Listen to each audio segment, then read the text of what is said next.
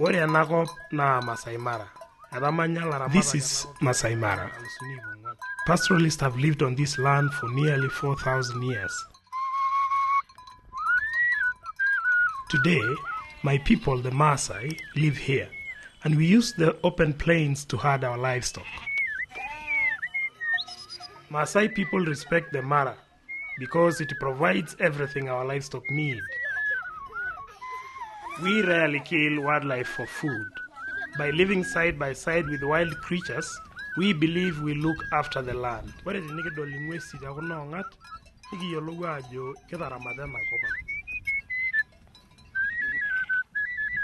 About 60 years ago, the colonial government made a wildlife park out of part of the Mara. The Maasai were told they could no longer graze there, although the reserve holds the water and the grass that their animals need during droughts. Maasai are among the poorest people in the world and depend on their livestock for everything, so when their livestock die, they often go hungry.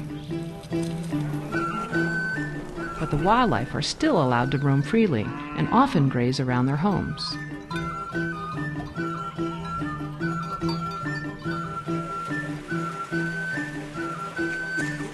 The future is bringing problems for the Maasai of the Mara.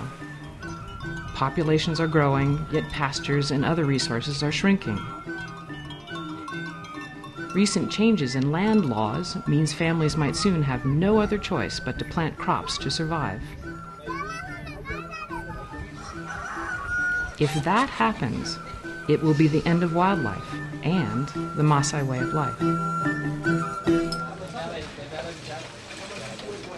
My name is Robin Reed. I'm a scientist and I lead a team of community members and researchers.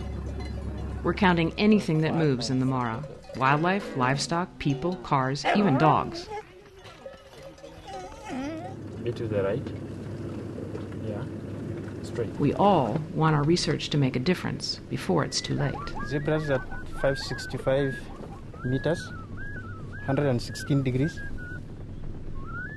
Turtle number is 135.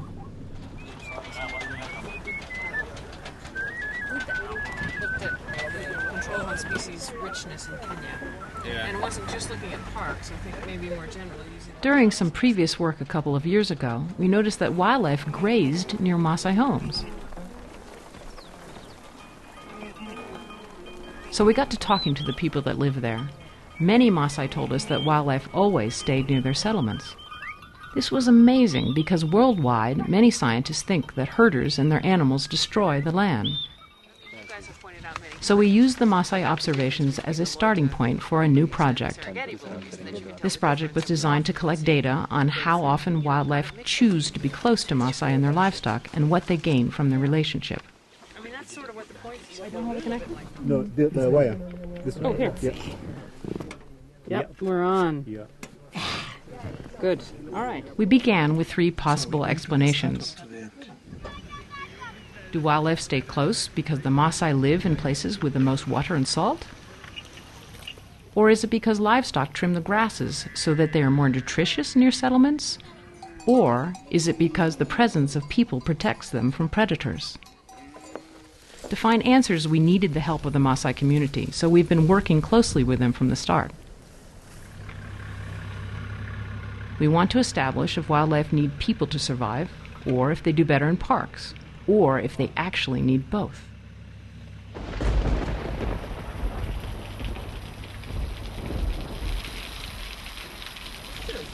Lots of things make researching difficult in the Mara. Thank you. Even before you start, you have to deal with the changing weather. This was one of the things about the Mara, the extremes, like, you know, there's too much sun, you're too hot, and then just a few hours later you're too cold and it's freezing, and it's just going from one to the other. So wearing as many clothes as we had. A woolly hat was very important. There are a few cells in there. In these conditions, a difficult count becomes much more complex. I've got zebra. I've got a group of, let me see here. Thick vegetation in varied landscapes makes wildlife harder to spot. Added to this are the vast numbers of animals and species that we're recording.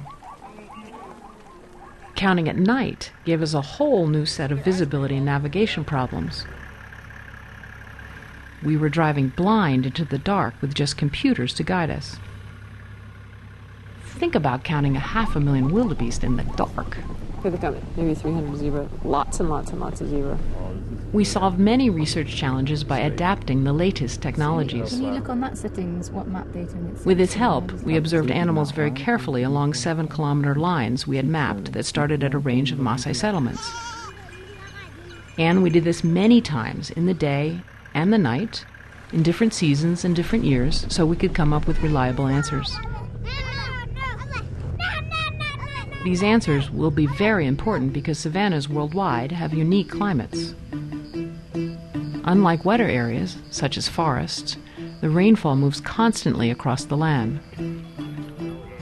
Finding green grass means that people and animals must move, sometimes every day. But when it does rain, the Mara can produce a huge amount of grass. This in turn attracts a vast migration of millions of wild animals every year. Nowhere else in the world do so many species travel together in such large numbers. All of these species relate to the way this environment works. Just conserving one part, like the game parks do, might cause problems for the rest.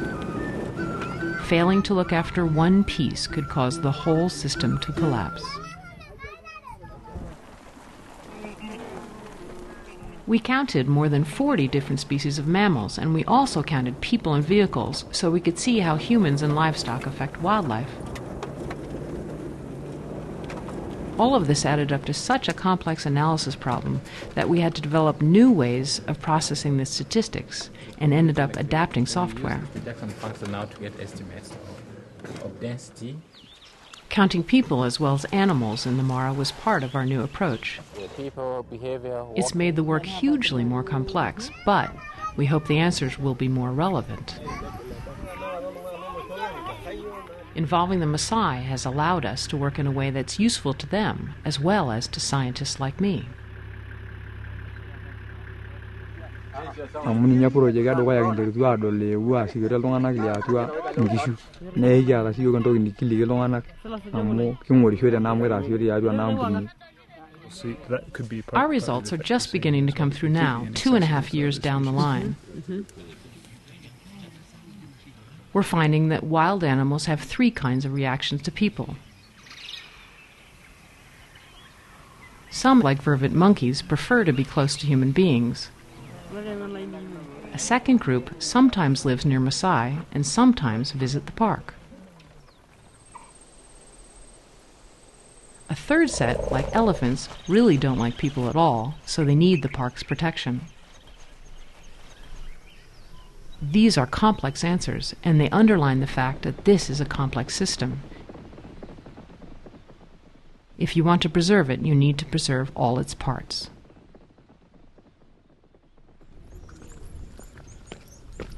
I think for one of the first times we are producing science that people want, they ask for, and they can use afterwards. They can use it for planning. They can also use it for discussing different options for the future. And we use a whole range of tools all the way from very simple maps of where wildlife and livestock are to predictive models that say, if we do this, this is one of the things that might happen. Do you really want that future? I think we're going to make a contribution in 3 important areas. One, in understanding how savanna and grassland ecosystems work. The second is a better understanding of the human uses of these systems that are compatible with thriving wildlife populations. The third one has to do with conservation reserves. It's not sufficient usually to simply put a land use border around a reserve and ignore the context in which that reserve exists.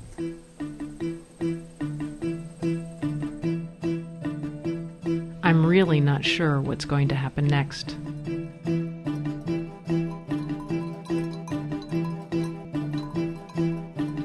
Certainly there's a sense of urgency that is very, very strong. It matters what we do today and tomorrow for the future of the Maasai, the wildlife, and the ecosystems they depend upon. Ndiageza adwege nywa egenyigiyo kiserian ento ikyolari omunyak inkishu ante neoshi ming'ata intimi ento osha nawe enkai ori